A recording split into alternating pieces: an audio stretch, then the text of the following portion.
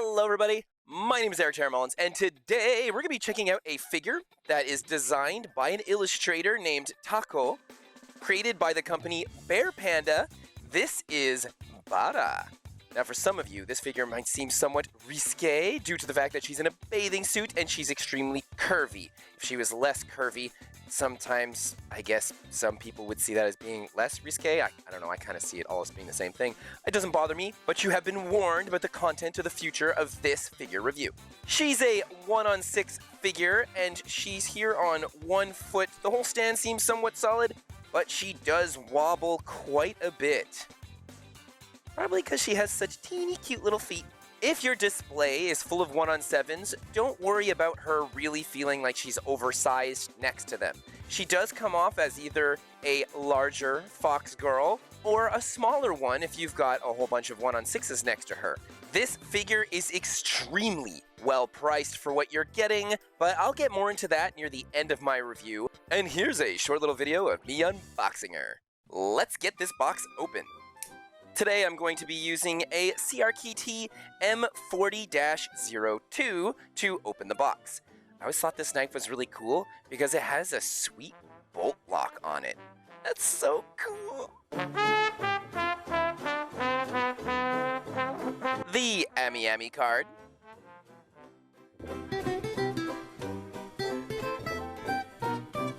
And just look at this box. It's crazy to think that nowadays when you buy extremely high, premium, expensive figures, they will cover everything up. Here we are with Panda, and they're giving us quite a lovely box where on the front you have a beautiful window here. Though despite the beautiful window, she is very well protected with a thin plastic going over the top of her to make sure she doesn't get all scuffed up in shipping. And I guess because of this, you don't really see her that well. On the sides, it both says her name, Bara, and a 1-on-6 scaled pre-painted figure.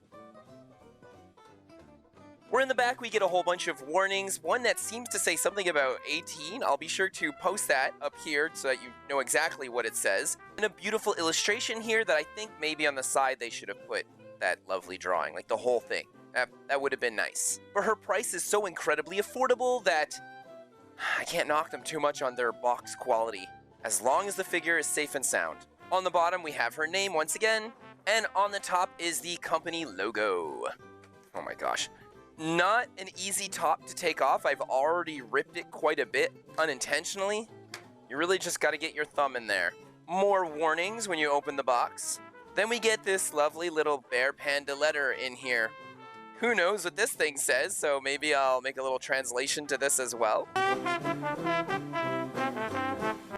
Ooh, this is a surprise. So we get a lovely acrylic standee of her with the Amiami order. I actually didn't, maybe I knew this, I just forgot.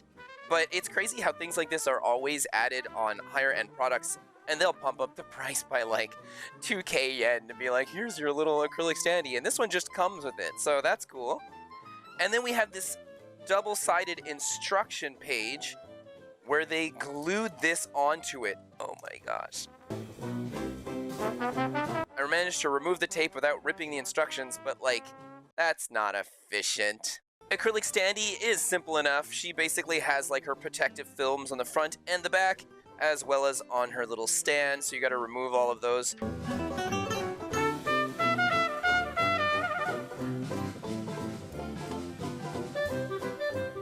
Ta-da! That was easy and not at all more complicated than it had to be. Definitely human error. Here's her cute puffy tail in this little bag right here. Let's get her out of this packaging first.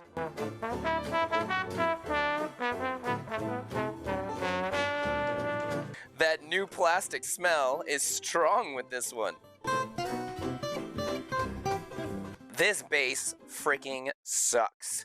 She comes with these little things here. I don't know what this is used for just yet. It might go around her ankles. We have her 2 shoes, and one of them actually has like a straight up hole through it so that she can be put in the peg properly. She does have a good heft to her. Ooh, and here she is. Oh my goodness. She's so much curvier than I expected. I mean, I've seen all the illustrations and I've seen all the pictures. Oh no. And mine has a little blemish on it, and it's not in a place you would want to have a little blemish. Oh, that's too bad. I'm probably gonna have to contact Amiami about this and see how it goes. You have to be careful when taking off a lot of these plastics because they're all intersectioned in between all sorts of her parts. You can see that her faceplate comes off easily enough, where she then comes with this secondary faceplate, her extra little hair strand here. The bottom of her feet are super creepy. So these little blue parts actually go around her ankles.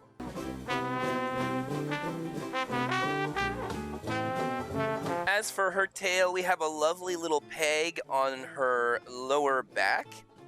I guess you could just straight up say her tailbone. Feels so soft and squishy. Oh, that's interesting. So there's sort of like a metallic fixture in there, so you can like move it around a bit, I suppose.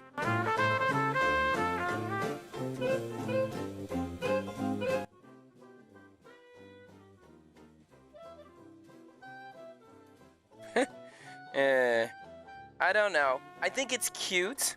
There's already like little bits of fur kind of going everywhere. And personally, I love this because of the shading and the highlights. But this might have been to cut costs, and it's still kind of fun. Looks pretty cute. I'm just a little disappointed that mine has a mild blemish on her chest. This will not hinder my review. Back to you, future Erik. Thanks, past Erik. I'll take it from here. Her base is extremely simple. A little too simple. However, because of her price, I can't knock it too much. Because it's black, circular, and has this angle going down, it's very reminiscent of something you'd find from a miniature board game. I find that quite intriguing.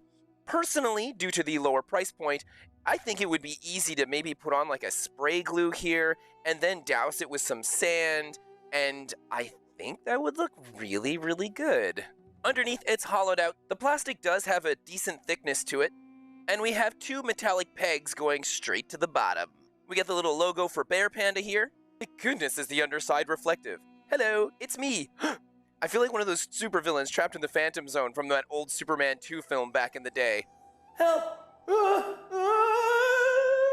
The base itself has one of those clear plastic chunks where the pegs go through it and into her leg. They go in her leg very well, so I don't think you have to worry about her leaning over the years, despite her incredibly small, cute little feet.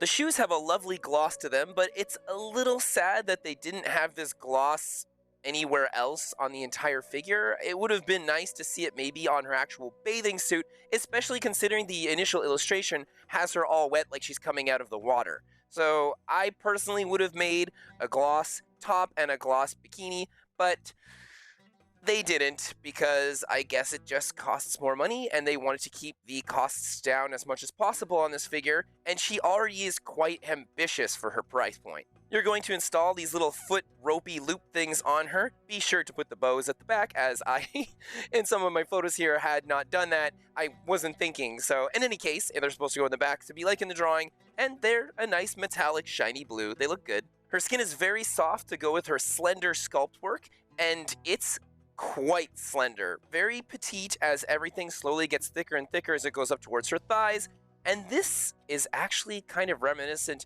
of an actual animal, or fox, if you will. I'm not particularly a fan of the work that they did behind her knee. I think it's too aggressive, too sharp, and personally, if they were going to make it that hardcore, I just wouldn't have put it at all. Meanwhile, the front of the knees are decently sculpted and they look good. A little sharp, but I actually prefer it to the artwork, which is very bulky. Her thighs are very thick, soft. Her right leg has a beautiful little ribbon attached to it, which has the same blue metallic sheen, and I love how it forces her skin to be beveled around it, so this is just lovely. On a cheaper end figure, I wouldn't have expected to see something like that. The skin in general is not 100% polished smooth. I mean, they use a smoother plastic, it's a nice matte feeling to it, but you can see some of the lines and ridges here and there from when she was taken out of her mold. So it's not perfect, but from a shelf it's not really that noticeable. Depending on certain angles and certain parts that you see her skin, you do come across a mold line here or there. Her bathing suit is smaller than the illustration, and personally, I liked how the illustration looked wider and I suppose more form-fitting to her body. This one seems like it's tight, but it's too small. Some of you might actually like this. I personally am less of a fan. The line of her bathing suit goes all the way underneath and around the back, which you can see very well and is extremely... It's definitely the spiciest part of this figure, but most of that is hidden once you attach her tail into her lower back. However, without this tail, her behind is very well sculpted. It represents her extreme aggressive hourglass shape very well. And it's just crazy to think that they put so much work into something that you're not going to notice because the tail covers it up so much. But it's such a big poofy tail. The attachments of the lower part of her bikini have this lovely rose design. It's done in a metallic red with a bit of gold and silver. There's no shading at all. They should have been carved in much deeper to be able to reflect a better amount of shading so that the parts would just stick out a little better. The attachments then really push into her skin, beveling out once more similarly to what we have on the attachment of her leg. And these things have a lovely amount of detail to them, really carved in there to make it seem as though this is some lovely rope. Her lower back has the hole plug-in for her tail. I do think it looks good here, and I like how it's sculpted to come outwards as if her tailbone is almost pushing out of her body. This tail has a transparent plastic peg that goes into her lower back. And the tail itself is quite malleable, though they do put larger chunks of fluff inside it in certain areas to be able to give you a specific angle. So if you just wanted her tail to be straight, that may be difficult to achieve. And right when you get it out of the box, you're going to have a lot of residue of this going all over the place, because for sure not all of it is stuck in there 100%. And as we go through this metal wiring to the very tip of her tail, you can feel that everything has kind of been glued together to create a point. The point is not really that great. I think that it could have been done much better. They're really trying to give you the best bang for your buck. I suppose they've achieved it well enough. Her back has decent sculpt work to it. I'd say it's very aggressive, which kind of contradicts her soft, curvy design they have going everywhere else. But I guess due to... I guess you could make the argument that because she's so curvy everywhere else, her back is pretty muscular to be able to hold all of this together? Science in anime. Slowly turning her back around towards her front, the edges here are really carved in sharply, not soft enough, and we do have some scratches on this matte skin here and there along the sides.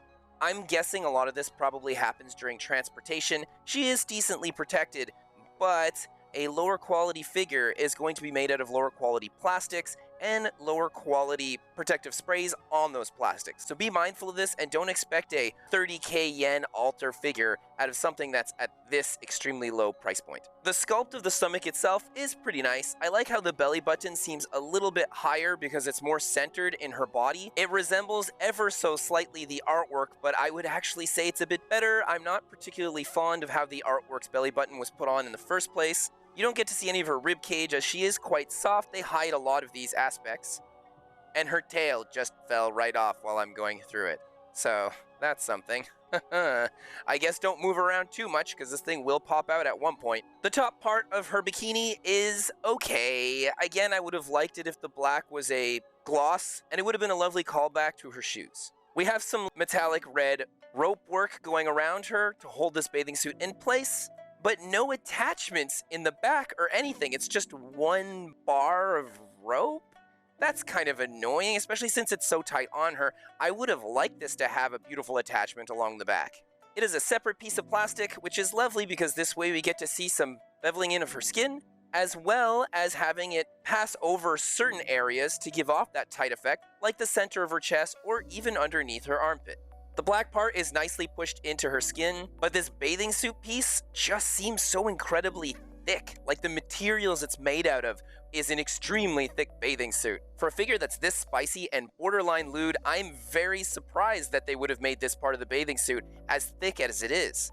It doesn't really show off much, though we do have some nice stretches in the fabric here or there. We get a cute repeat of metallic rose designs and some beautiful little metallic blue rope work down on the left side. The sides of her chest are very well sculpted, where it seamlessly goes from the top part into the larger parts down near the bottom, and it really looks good. Meanwhile, the center is decently done as well. I'm just a little annoyed because I have a couple of scuff marks on mine, one in particular that's straight up a little dent on her left chest.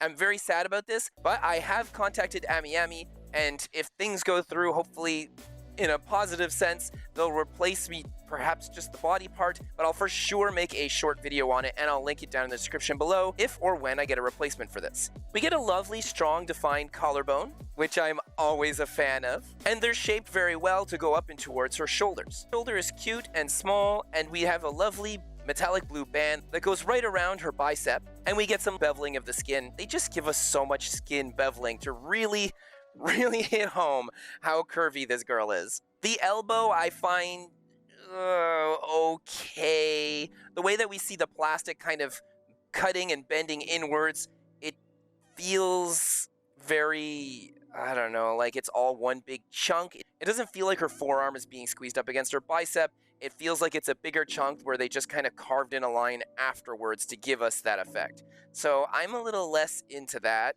Her arm then goes underneath a strand of her hair. The hair definitely feels as though it's resting on it decently. Into her hand, which is cute, dainty, small. We get some gloss, pinkish nail polish on it. And we have the same thing on her left hand, though I would say the sculpt and paintwork for those gloss nails is a little messier on this hand, which is also being covered by a strand of hair, which you install yourself. It comes separately and you plug it into the side of her head. It doesn't look particularly good. It's in there very aggressively, and on most angles, it doesn't look like her hair is resting properly or flowing over her wrist. It just kind of floats over it. So that's kind of unfortunate. However, the forearm to the bicep line that we get on the opposing side of her elbow here is pointing a bit more in a proper direction to give us the effect as though it's bending better than on her right arm. We get beveling of the skin once more because of her bicep blue metallic rope piece. However, on this one, it doesn't feel so much like it's beveling on mine. It's very sharp. So it kind of just feels like the arm that was plugged in afterwards was a piece of plastic that was just a little bit too big. Had they sanded it down just a bit around the edges, it would have given that effect, but I don't have it here. So it's not very well executed. She's wearing this cute little neck rope band, metallic blues with a lovely rose heart to really go with the rest of her ensemble. And her neck is small, very long, and goes right up into the head, where the face is interchangeable. Now, I have to mention this because it's a hardcore pet peeve of mine, and I hadn't noticed it in any of the pictures of her when I had ordered her in the first place. Because this is something that the sculptor took on them to add to the figure, as it's definitely not seen in the illustration. So I'd like to think that the illustrator Tacco knows what's up, and the sculptor is not used to making monster girls.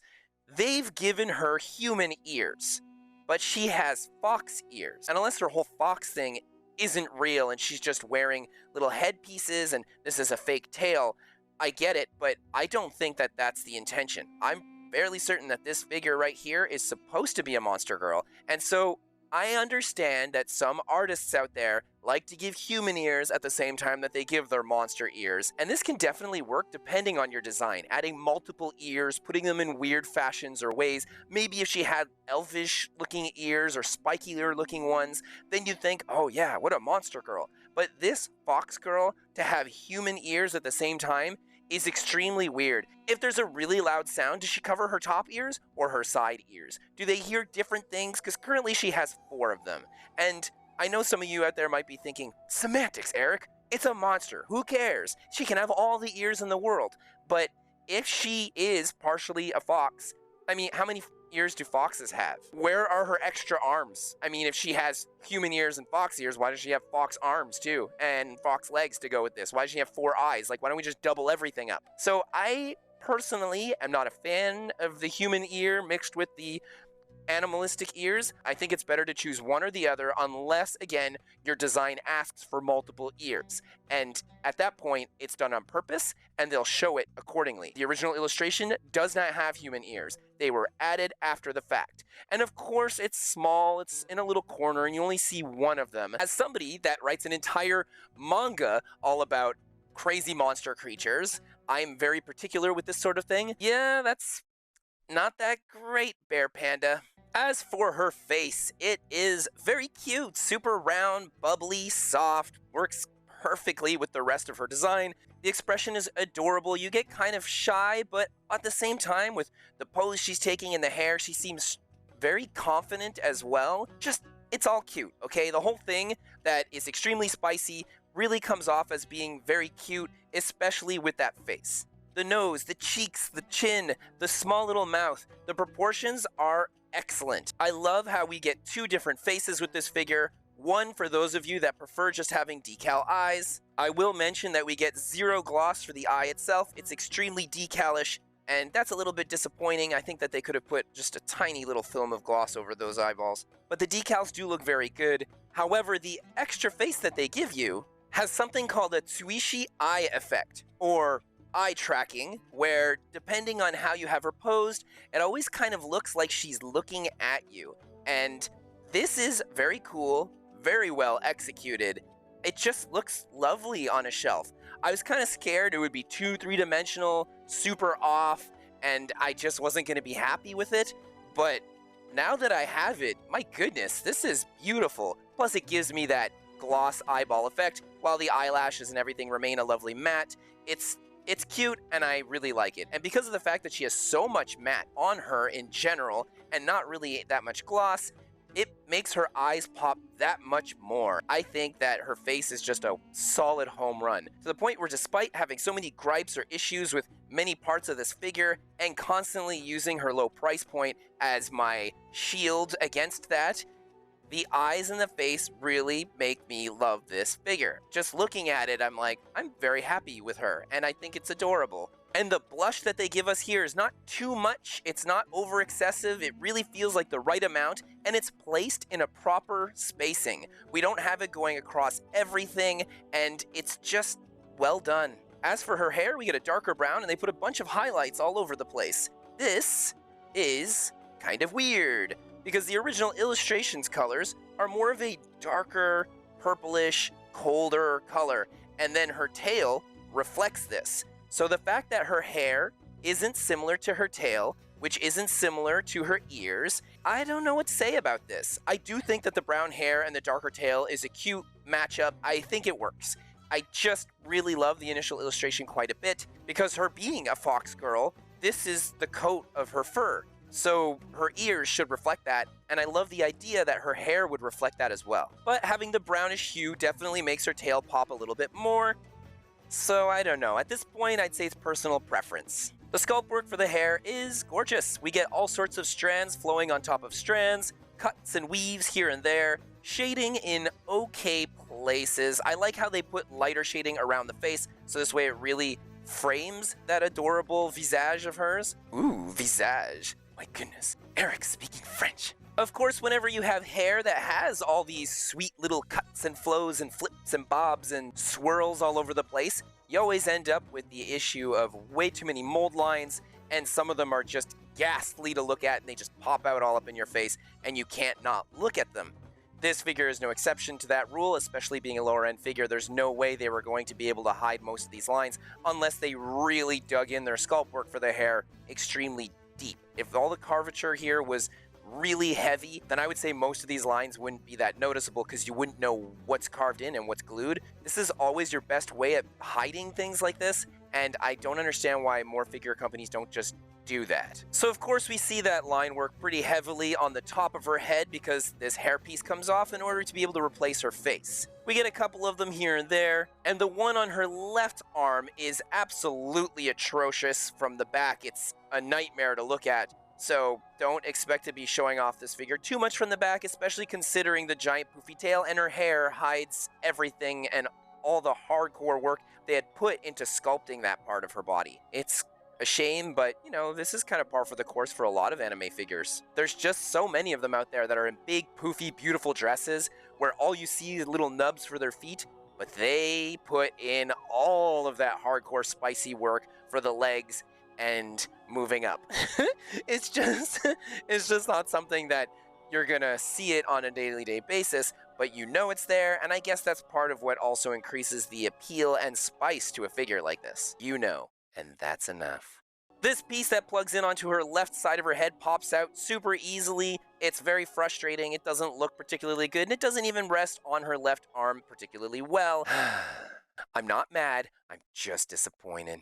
She has these cute little flower petals in her hair that bring us back to all the rest of the flower petals on her body. This is gorgeous. However, we get this random gold thorny look going up along the side of her left ear. This is a weird design choice considering we don't see any of these golden thorns anywhere else on her body or her clothing. I don't feel like that was necessary. If anything, they should have made it look like a cute little clip so it clips into her ear. That would have been adorable and it would have made it feel like being a monster girl, she accessorizes by putting cute little clips in her cute little foxy ears. And I like things like that too, it adds personality to a character. The ears themselves from the inside only look okay. I feel like these poofs that are coming out the middle should have 100% been attached with pegs and should have been the same poofs as we have on her tail. This would have been a gorgeous callback. It would have given you that poof effect. I know why they didn't do it. It's monetary. They don't want her to cost 20k yen. They want her to be less than half of that, and you gotta cut corners wherever you can.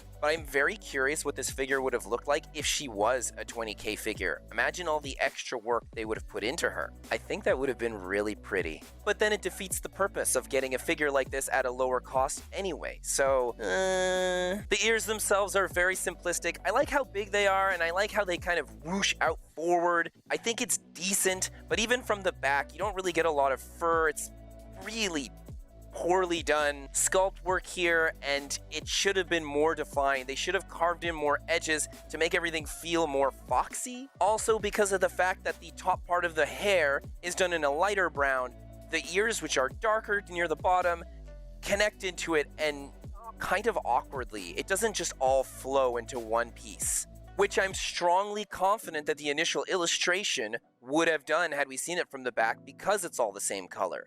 Also, the illustration has larger ears, so they almost feel like Fennekin fox style, and this one, it's much smaller, and I would have preferred the bigger ears myself. I think that would have been cool and different from most fox girls that we get out there. She also comes with an acrylic standee. On the front, we have the lovely illustration done by Tacco, and on the back, there's nothing. I'm kind of sad. They could have just mirrored the same illustration and have it on both sides. But again, cutting costs, and the fact that they gave us something like this in the first place, pretty unique, and I think that every single anime figure that's ever been made by an original artist should 100% include a free acrylic standee of that artist's work. These things don't cost that much to make when you're making them in high volume, so do it. Every single anime company that works with original artists.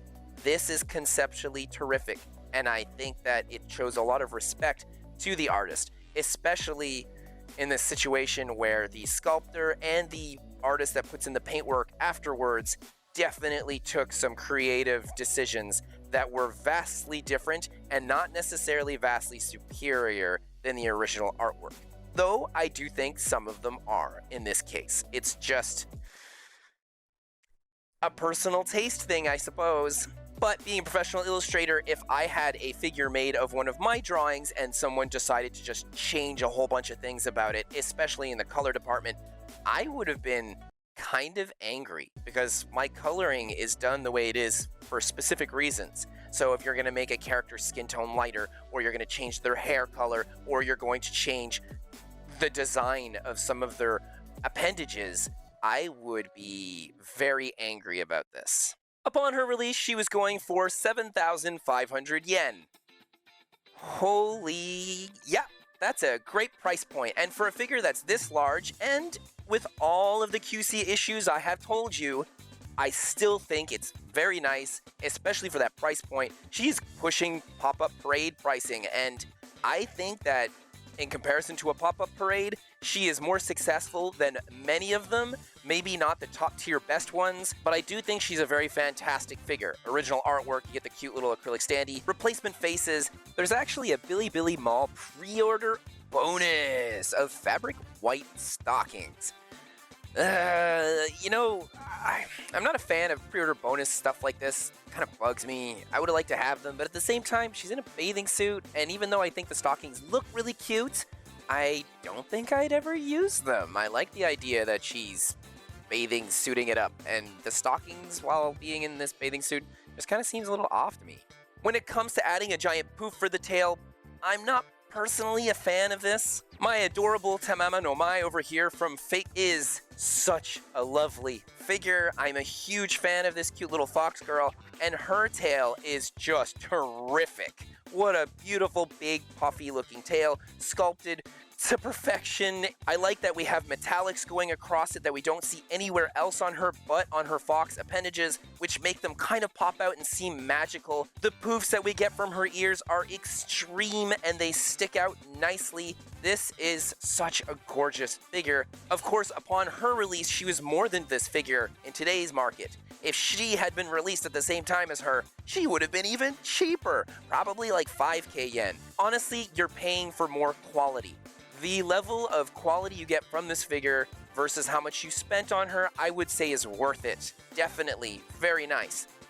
But at one point, do you want 3 or 4 figures like this in your home just to say you have 3 or 4 more figures? Most of us only have so much space. So you really have to think when you're getting a budget figure, do I like this figure enough that I want this version of her, or do I want to have this in general in my display next to things like this? Because if you save up your money for another couple of months to be able to get her, like if I had to make a suggestion, get this one or get this one, I will 100% of the time tell you to get this one. Of course, this is an original artwork. It's a lot more spicy and some people want that. However, it's not to say that there aren't some foxy ladies coming out that have all that spice as well, and it's just at a higher price point. Sometimes this is too expensive, but you can find a good middle ground. There are more than enough coming out, especially in the year 2025. It's crazy to think that before this review, this was the only Fox Girl I had. Now I have a second one, and 2025 is really shaping up to be the year of the Fox Girl because there are tons of them coming out. And it's not to say that there haven't already been a bunch. It's just that there are a lot within my wheelhouse of characters that I really like. I would say really think about this one, but again, because of her lower price point, it's not so bad. I even had her shipped using small air packet, where I didn't get hit with any kind of customs, any kind of brokerage fees, despite all the gripes that I have made in this video and all the QC issues that I've had with her and my whole song and dance I'm gonna have to go through with her because of that tiny little chip on her chest.